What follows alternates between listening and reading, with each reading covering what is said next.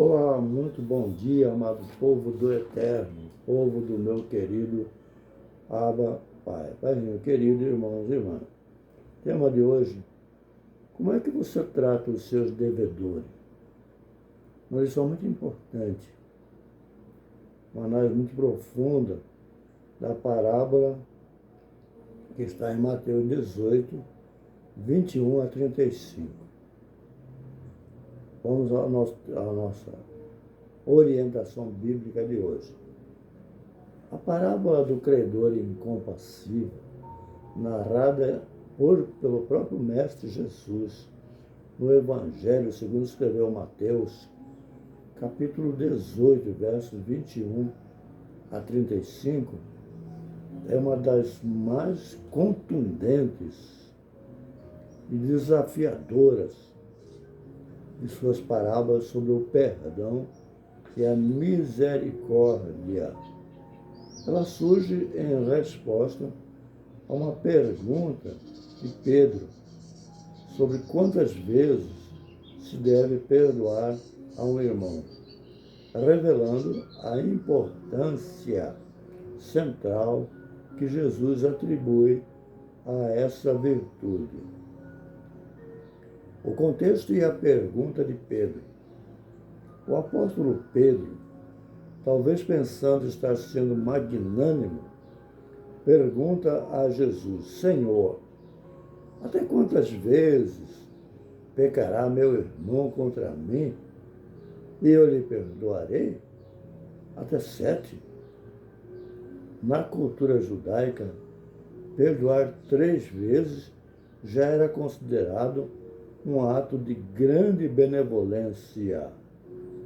7 vezes, então, seria uma medida de perdão excepcional. A resposta de Jesus, no entanto, é surpreendente e radical. Não te digo que até 7, mas até 70 vezes 7.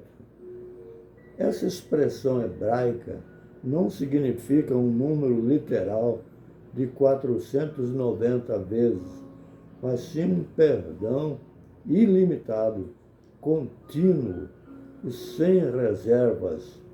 É nesse ponto que Jesus introduz a parábola para ilustrar o porquê de tal exigência. O primeiro servo e a dívida incalculável. A parábola começa com um rei que deseja acertar as contas com os seus servos.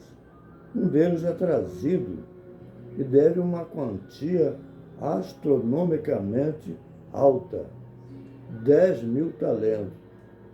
Um talento era uma unidade monetária de valor imenso na época, equivalente a muitos anos de salário de um trabalhador comum. 10.000 talentos representavam uma dívida impagável, talvez bilhões em valores atuais. Este servo, confrontado com a dívida e a iminência de ser vendido com a sua família para pagar, suplica por misericórdia e paciência. O rei, movido por compaixão, não apenas lhe concede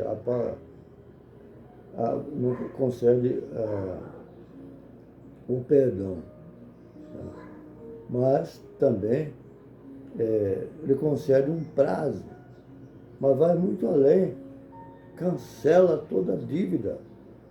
Este ato de perdão unilateral e grandioso desse rei representa a graça imensurável de Deus para com a humanidade. Nós somos esse servo. A nossa dívida de pecado para com Deus é tão vasta e impagável que, por nossos próprios méritos, jamais conseguiríamos quitá-la.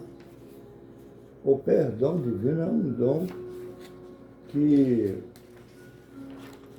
recebemos sem merecer, movido unicamente pela infinita bondade e misericórdia de Deus. É pela graça, tudo é pela graça. O credor incompassível e a dívida insignificante. A tragédia da parábola se desenrola quando o servo, que acabara de ser perdoado, encontra um dos seus conservos, que lhe devia uma quantia irrisória, 100 denários. Um denário era o salário diário de um trabalhador. 100 denários era uma dívida pequena, especialmente quando comparada aos 10.000 talentos que ele mesmo acabara de ser perdoado. Em vez de estender a mesma misericórdia que recebeu, o servo perdoado age com extrema dureza e falta de compaixão. Ele agarra esse conservo pelo pescoço, exige o pagamento imediato e, diante da súplica por paciência, a mesma que ele próprio fez ao rei, recusa-se e o lança na prisão até que pagasse a dívida. Essa atitude do credor incompassivo é o cerne dessa parábola. Ela expõe a hipocrisia e a incoerência daqueles que, tendo recebido um perdão incomensurável, são incapazes de estender esse perdão mínimo a outras pessoas. A reação dos outros servos e a justiça do rei. Outros servos, testemunha da cena, ficam indignados com a crueldade do colega e contam ao rei o que aconteceu. O rei, então, convoca o servo incompassivo e o repreende severamente, chamando-o de servo malvado. Ele questiona a lógica perversa daquele que não agiu com a mesma misericórdia que lhe foi demonstrada. O desfecho é sombrio. O rei entrega o servo incompassivo aos atormentadores, até que ele pagasse toda a dívida que havia sido perdoada e agora é restabelecida. Essa punição simboliza as consequências espirituais e eternas da falta de perdão. A justiça divina opera de forma que a misericórdia que não é oferecida aos outros também não será recebida. Nunca peça justiça a Deus contra o seu irmão. Peça misericórdia, e então você também será tratado com misericórdia. Se você não perdoa, você também não será perdoado. Se você não perdoa, você vai ser perseguido por espíritos atormentadores. A mensagem central desta parábola. A parábola do credor incompassivo é uma poderosa lição sobre, primeiro, a proporção do perdão divino. Ela nos lembra da magnitude do perdão que o Eterno nos concede. É um perdão que supera em muito qualquer dívida que possamos ter para com o próximo. É por isso que o escritor de Hebreus fala: que farei eu para compensar tão grande salvação? Segundo, a exigência do perdão mútuo. A nossa experiência de perdão de Deus deve nos impulsionar a perdoar os outros. A recusa em perdoar anula, de certa forma, o perdão que recebemos. Jesus conclui a parábola com uma advertência solene. Assim também meu Pai Celestial vos fará, se cada um de vós não perdoar de coração ao seu irmão. O perdão, portanto, não é uma opção, mas uma condição para experimentar plenamente a misericórdia de Deus. A hipocrisia da incompassividade. A parábola denuncia a incoerência de quem busca a graça para si, mas nega a graça para os outros. Ela desafia a nossa tendência de julgar e condenar o próximo por faltas muito menores do que as nossas próprias faltas. Quarto, a importância do perdão de coração. Não se trata de um perdão meramente formal ou da boca para fora, mas de uma atitude genuína de liberar a outra pessoa, de abrir mão do ressentimento. Se você não libera a outra pessoa, você fica algemado com ela. Se você não perdoa, você também não é perdoado. Se você não perdoa, você será perseguido por espíritos atormentadores.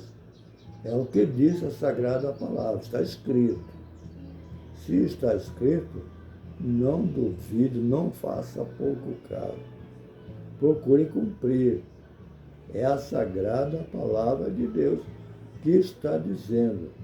Não é o teu servo aqui, o pastor Antônio César. Está escrito na Sagrada Palavra. Em suma, em resumo, a parábola do credor incompassível, sem paciência, sem misericórdia, nos chama a refletir sobre a profundidade do poder de Deus em nossas vidas e nos impele, nos impulsiona a viver essa mesma graça, estendendo o perdão de forma ilimitada e sincera a todos aqueles que nos ofendem. É um convite à humildade, à gratidão e a uma vida que reflita a verdadeira compaixão divina. Hoje acordei, amado, com louvor, quando Jesus estendeu a sua mão. Ele disse, quando Jesus estendeu a sua mão, quando ele estendeu a sua mão para mim, eu era triste, perdido, sem Deus, sem Jesus, quando ele estendeu a sua mão para mim. Sou eu, mas que estávamos louvando esse louvor com o meu primo Jamil e com o meu irmão Zequinha, o Zé Soares. Fique registrado isso. Eu acordo todos os dias com um louvor. O de hoje foi esse. Que a bênção do Eterno corram atrás de nós, nos alcance e fiquem conosco. Que a bênção do Eterno se derrame até 1000 gerações da sua família, sua casa, dos seus filhos e dos filhos dos seus filhos. Em o nome de Jesus, que vive e reina para todo o sempre, e a Igreja de Cristo aqui na terra, concordando comigo, ou seja, orando em concordância, deve dizer amém e graças a Deus. Repitam comigo então, amém e graças a Deus.